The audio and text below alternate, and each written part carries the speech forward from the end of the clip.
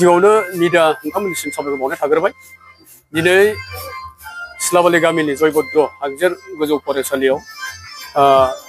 धेमाजि जिल्ला खौसेथि बर' सुबुं आफादनि बानजायनायाव लोगोसे सिलाफोथा दख'रा खौसेथि बर' सुबुं आफादनि हेफाजाबाव दिनै मोनसे मोजां हाबाफारि लानाय जादों। बे हाबाफारियाव जोंनि सिलाफोथा दख'रानि सिङाव थानाय मोनफ्रोम बर' हारिनि आफादफोर बिथांमोना जेरै फरायसा आफाद, आइजो अनसाय आफाद, बर' थुनलाइ आफाद आरो लोगोसे जोंनि सिलाफोथा दख'रानि सिङाव थानाय माखासे पन्चायतनि माखासे सोद्रोमा बिथांमोना दिनै जोंनि बे हाबाफारियाव नुजाथिफैदों आरो दिनै लोगोसे जोंनि सिलाफोथा दख'रानि मोनफ्रोम गामिनि गंफ्रोम गामिनि बिथांमोननि गामि दैदेनग्रा मानगोनां आफादगिरि नेहाथारि लोगोसे जोंनि आनसलिक सिङाव थानाय इन्टेलिजेन्स माखासे फोरोंगिरि सारमोन गासैबो दिनै नुजाथिनानै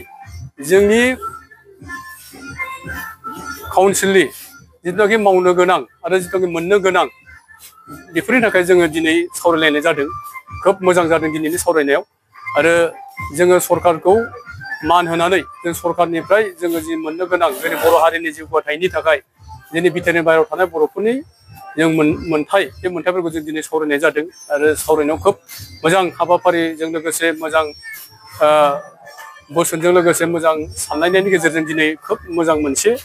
बर' हारिनि खौसेथिया नुजाथिदों आरो खौसेथिनि सिमांखौ जोङो जागोन बायदि आं दिनै नुनो मोनदों। दा जोङो बिनि थाखायनो फैगौ 7 अक्ट'आव जोंनि सानजारि नोगोर सिमेन्ट सापरियाव जोङो जोंनि सिलाफोथा दख'रानिफ्राय 500निफ्राय 600सो जोङो जोंनि बे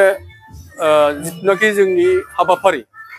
बेहाय जोंनिफ्राय रायजो राजाया बाहागो लाहैगोन होननानै जोङो आसा होदों आरो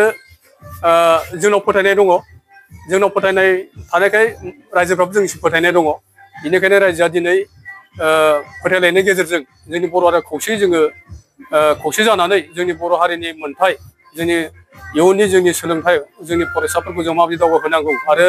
हारिखौ बोरै दैदेननांगौ बेनि थाखाय जोङो खौसेयाव जोङो दिनै खौसे लामा नुजाथिदों आरो बे खौसेया अरायबो जोंनि बर' हारिनि मोनफ्रोम जिल्ला आरो मोनफ्रोम जोंनि आसामाव थानाय बर'फ्रा जाहाथे ज' जायै खौसे जायो बिनि थाखाय आं खावलायनाय थाबाय आरो दिनै जोंनि बे सिलाफोथा दख'रानि जोंनि खौसेथि बर' सुबुं आफादनि दख'रानि मानगोनां